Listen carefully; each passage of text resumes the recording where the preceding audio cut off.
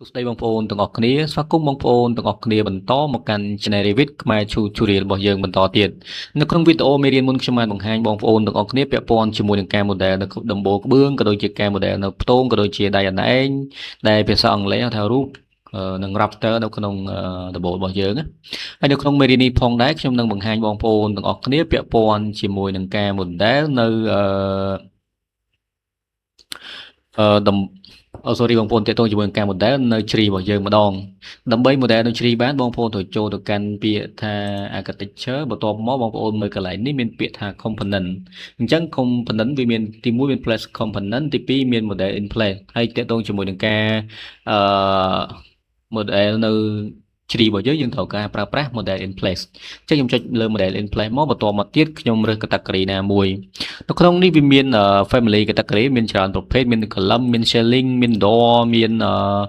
អីផ្សេងៗដូចជា floor អីផ្សេងៗប៉ុន្តែយើងយកជាលក្ខណៈជ្រីអញ្ចឹងវាយើងយកជា generic model ចុះវាជាទូទៅអញ្ចឹងបន្តមកទៀតខ្ញុំចុច apply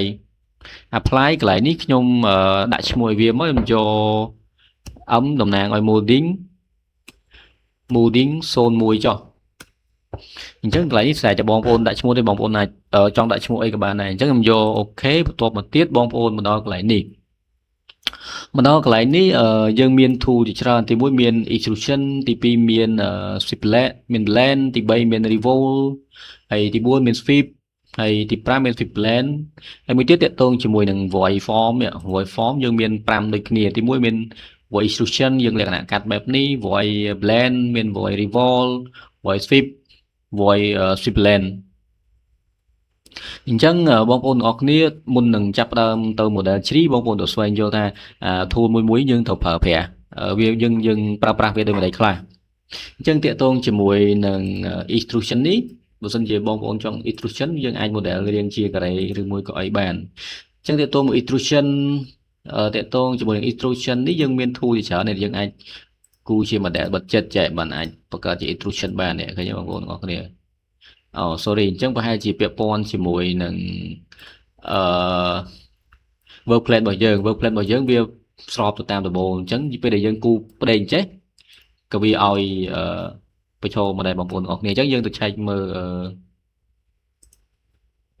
យើងចូលមើលនេះម្នាក់ដោយសារ work plan យើងបើយើងចេះអញ្ចឹងខ្ញុំយក top ពីលើទៅវិញខ្ញុំដោះសូបន្តទៅទៀតខ្ញុំ set work plan ម្ដងទៀតខ្ញុំ set work plan នៅទីតាំងនេះម្ដងអូខេបន្តមកទៀតខ្ញុំយក extrusion ខ្ញុំយករាងអញ្ចឹងដែររាងការ៉េដែរបន្តមកទៀតខ្ញុំចុចអូខេបងប្អូនមើលទៅឃើញextrusion របស់យើងវាអញ្ចេះម្ដងហើយអញ្ចឹងខ្ញុំលុបអានេះចោលវិញបន្តមកទៀតនេះ extrusion របស់យើង extrusion នេះយើងអាច model ជាលក្ខណៈជ្រុងបងប្អូនបើសិនជាបងប្អូន model ជ្រុងបងប្អូនអាចប្រើប្រភេទ extrusion នេះបានហើយមួយទៀត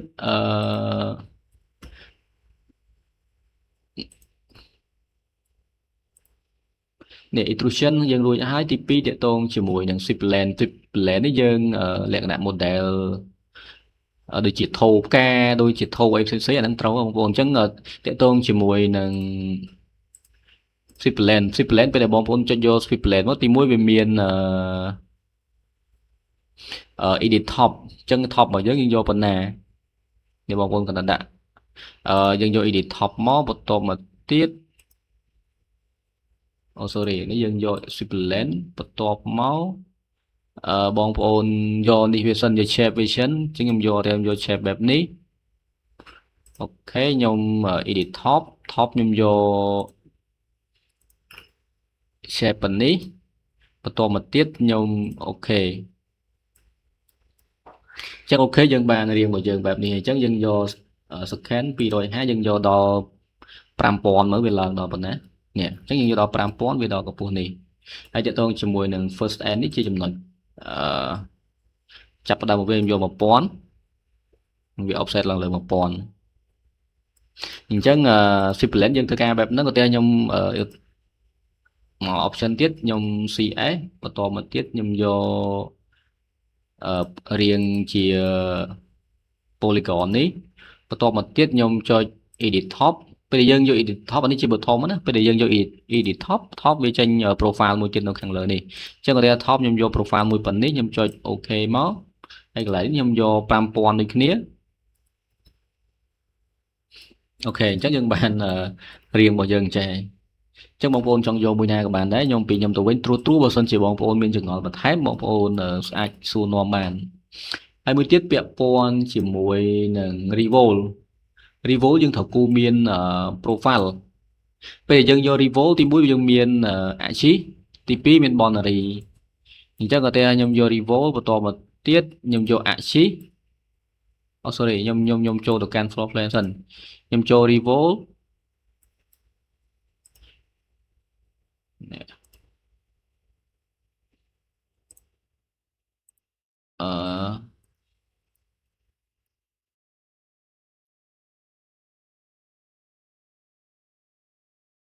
ចឹង Revolt វាធ្វើការបែបនេះ Revolt យើងត្រូវមាន Axis វាមួយហើយបើយើងមាន Boundary ហើយវា mirror គ្នា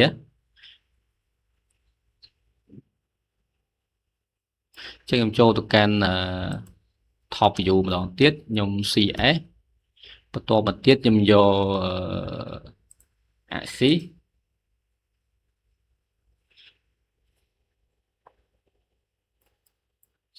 Revolt បងប្អូនអាចគូនៅ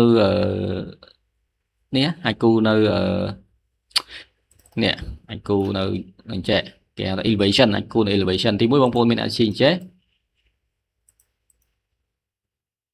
អូដោយសារវា set work plan អញ្ចឹងយើង set work plan ឲ្យវាជា elevation ចេះមកចឹងខ្ញុំ set work plan នៅ elevation មួយនេះបន្តមកទៀតខ្ញុំយក Axis យើងគូជាអញ្ចេះបន្តមកទៀតបងប្អូនត្រូវមាន boundary មួយតែ boundary យើងយកយ៉ាងចេះ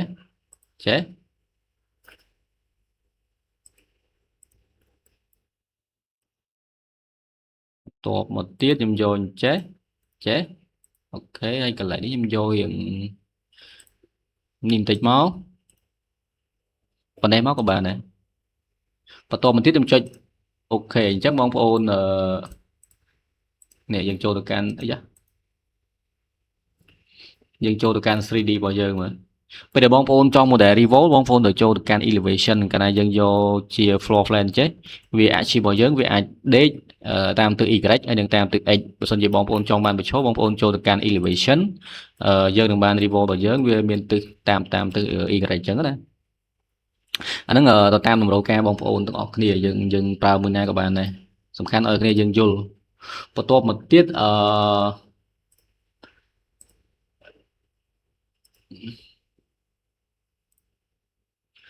ខ្ញុំចូលទៅកាន់ពាក្យ create ដែរទាក់ទងជាមួយនឹង sweep plan នេះទាក់ទងនេះពេលដែលបងប្អូនដាក់មកលើហ្នឹង sweep plan វាមានគេហៅថា line reference បន្តមកទៀតយើងអាច apply profile ឲ្យវាកន្លែងនេះអាចនឹងបងប្អូនស្ដាប់ទៅមិនទាន់ជាយល់ប្រហែលនេះប៉ុន្តែខ្ញុំនឹងអនុវត្តឲ្យបងប្អូនមើលបងប្អូននឹងយល់ហើយអញ្ចឹង sweep plan នេះយើងធ្វើការបែបម៉េច sweep plan ទី1បងប្អូនទៅចុចទៅលើហ្នឹងហើយបន្តមកទៀតបងប្អូននេះចុចពេលយើងចុចលើហ្នឹងទី1មាន pick line ទី1មាន sketch path អញ្ចឹងយើងយក pick line មក pick line ករណីដែលយើងចង់ pick នៅលើ element នេះយើងចង់ pick ជាប់ element ហើយ sketch path យើង sketch ដោយដៃរបស់យើងអត់មាន element អីជា reference អញ្ចឹងខ្ញុំយកជា pick line បន្តមកទៀតខ្ញុំយកកន្លែងខ្ញុំ pick កន្លែងនេះខ្ញុំ pick កន្លែងនេះខ្ញុំ pick កន្លែងនេះខ្ញុំ pick កន្លែងនេះបន្តមកទៀតខ្ញុំអូខេហើយខ្ញុំទៅបង្កើត profile ឲ្យវាមួយអញ្ចឹង profile ឧទាហរណ៍បើសិនជាបងប្អូនមាន profile ហើយបងប្អូនគ្រាន់តែទៅដាក់ profile របស់យើងនេះនេះគេហៅថា profile អញ្ចឹងតែខ្ញុំយកប្រភេទណាមួយ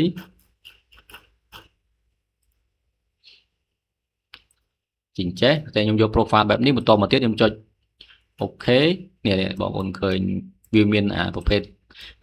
line profile បែបហ្នឹងវារត់ព័ទ្ធជុំវិញelement របស់យើងតែខ្ញុំចង់ edit វាឡើងវិញបន្តិចខ្ញុំ edit តបទៀតខ្ញុំ select លើនេះខ្ញុំ edit shift length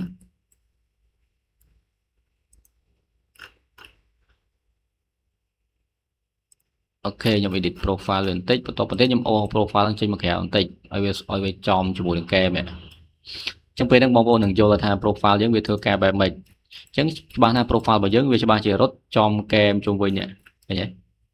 អាហ្នឹងតាក់ទងជាមួយនឹងការធ្វើការរបស់sweep lane យើងចូលដល់ sweep lane ហើយចូលដល់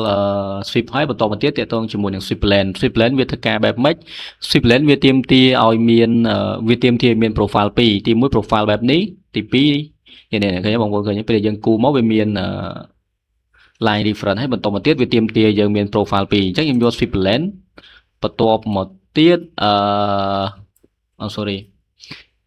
ខ្ញុំ create សារថ្មីខ្ញុំយក sweep lane បន្ទាប់មកទៀតខ្ញុំ pick line នេះវាស្តៀងជាមួយនឹងនេះមិនដែរខ្ញុំយក pick line ឡើងនេះ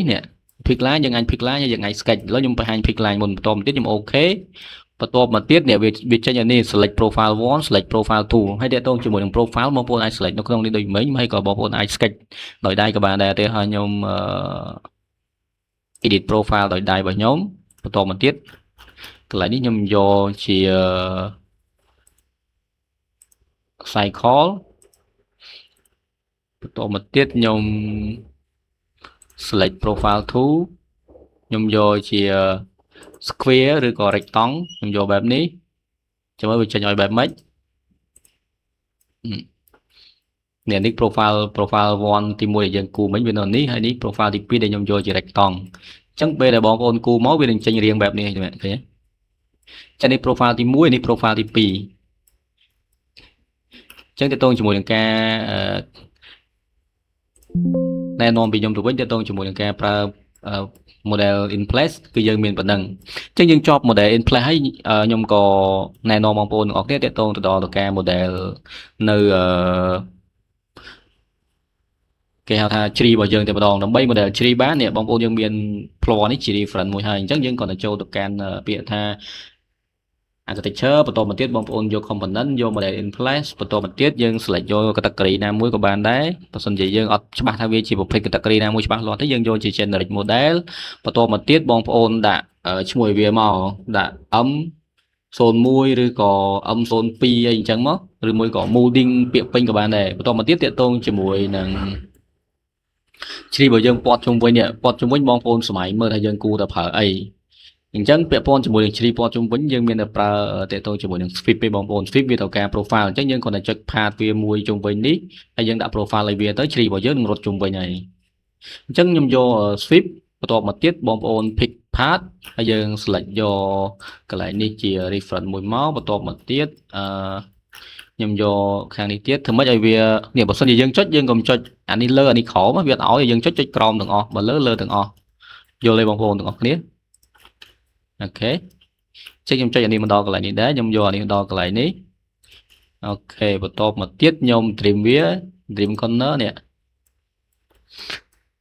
អានេះមូលហេតុអីវាអត់ស្គាល់ឲ្យណាអូយើងនៅខ្វះមួយទៀតមិនខ្វះទេដោយសារអានេះវាចុចនៅក្រោមអញ្ចឹងវាអត់ឲ្យអញ្ចឹងខ្ញុំលុបអានេះចោលវិញបន្ទាប់មកទៀត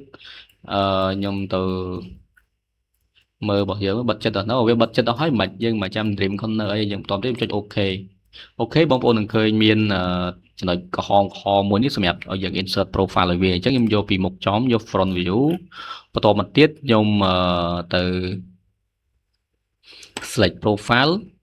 បើសិនជាយើងមាន profile ហើយយើងអាច select យកមកដាក់បានហើយមួយវិញទៀតបើសិនជាបងប្អូនអត់មាន profile ទេបងប្អូនអាចគូទៅនឹងជាក់ស្ដែងតែម្ដងក៏បានដែរ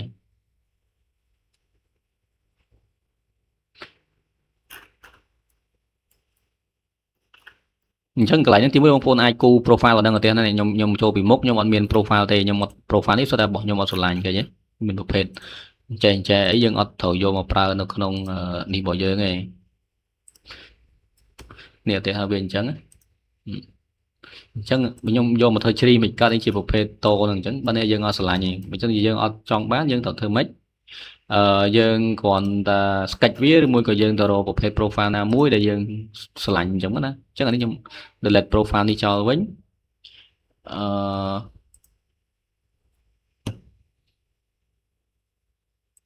select profile ខ្ញុំ delete ចោល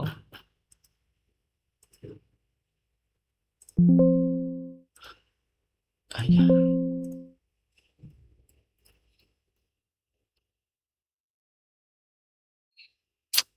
រៀងវ៉ុនចុចចុះចុចឡើងបាត់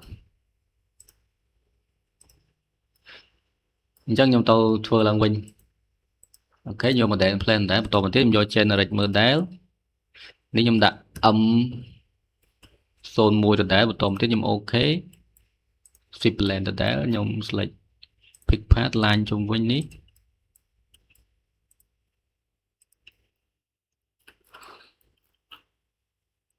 បន្តមកទៀតខ្ញុំ tick អូខេខ្ញុំយកពីមុខមិនខ្ញុំបានបង្ហាញឲ្យតកតងជាមួយនឹងការ insert profile អញ្ចឹងទី2ខ្ញុំបង្ហាញតកតងជាមួយនឹងការ edit profile នេះ edit profile បងប្អូនគ្រាន់ចូលកន្លែងនេះមកហើយយើងទៅគូ profile ដែលយើងឆ្លាញ់មកនេះតែខ្ញុំមានខ្ញុំឆ្លាញ់ profile បែបនេះ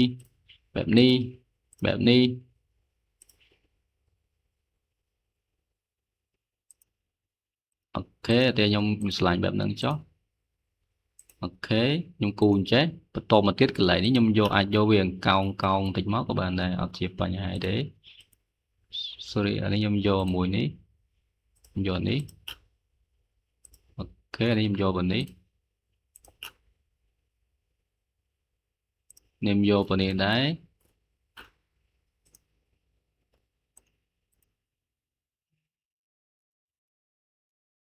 តមកទៀតខ្ញុំ dream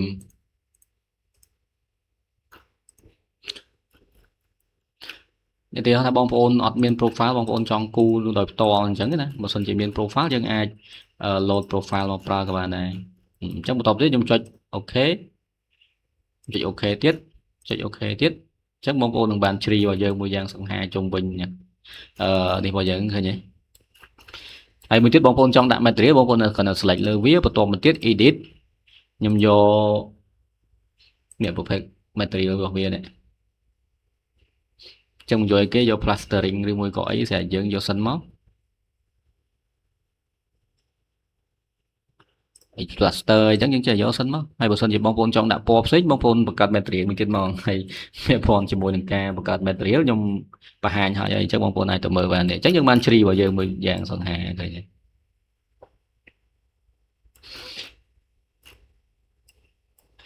ហើយនេះអត់បបាយបងប្អូនចង់បាន mode អីក៏បានដែរបងប្អូនចង់គូជាមិនក៏បានតែខ្ញុំចូលមកកន្លែងនេះខ្ញុំ CC ខ្ញុំ copy មកកន្លែងនេះបន្តមកទៀតខ្ញុំ edit in place ខ្ញុំ edit swipe នេះខ្ញុំចុចលើនេះខ្ញុំ edit profile របស់យើងខ្ញុំចង់ដាក់ profile បែបមិនក៏បានដែរ profile នេះស្រាប់តែយើងនេះស្រាប់តែយើងចង់បានទេបងប្អូនចង់ដាក់បែបមិនក៏បានដែរតែខ្ញុំលុបអានេះចោលបន្ទាប់មកខ្ញុំចង់គូចេះវិញស្រាប់ចិត្តខ្ញុំអីចឹងទៅចេះវិញឃើញទេហើយប្រភេទនេះភាគច្រើនដូចធ្លាប់ឃើញដែរបងប្អូននេះដូចជាប្រភេទវីឡានេះវីឡាបែបសាសនាជ្រីចឹងអាសាធ្លាប់ឃើញដែរបងប្អូនចឹងទាក់ទងជាមួយ mooding របស់យើងអាចយើងចង់គូមិនក៏បានដែរបងប្អូនយកតែ basic កន្លែងនេះមួយហើយបងប្អូនចង់គូទៅជាបែបណាក៏បានដែរមិនមែនជាបញ្ហាទេឃើញទេអញ្ចឹងនៅក្នុងវីដេអូនេះខ្ញុំមានតែប៉ុណ្្នឹងសម្រាប់ចែកជូនទៅកាន់បងប្អូនទាំងអស់គ្នាហើយនៅក្នុងវីដេអូមេរៀនក្រោយខ្ញុំនឹងចែកម្លែកទៅកាន់បងប្អូនទាំងអស់គ្នាបន្តទៀតពាក់ព័ន្ធជាមួយនឹងការ model នៅរូប structure របស់យើងតែម្ដងរូប structure របស់យើងបានន័យថាអក្សររបស់យើងត្រូវផ្ទងមេដបូលមេផ្ទងមេដបូលផ្ទងដបូលហើយនឹងដៃអណែងនេះហ្នឹងគេហៅរូប structure ឬមួយក៏គ្រឿងបង្គុំបេតុងដបូលអញ្ចឹងណាអញ្ចឹងអរគុណច្រើនបងប្អូនទាំងអស់គ្នា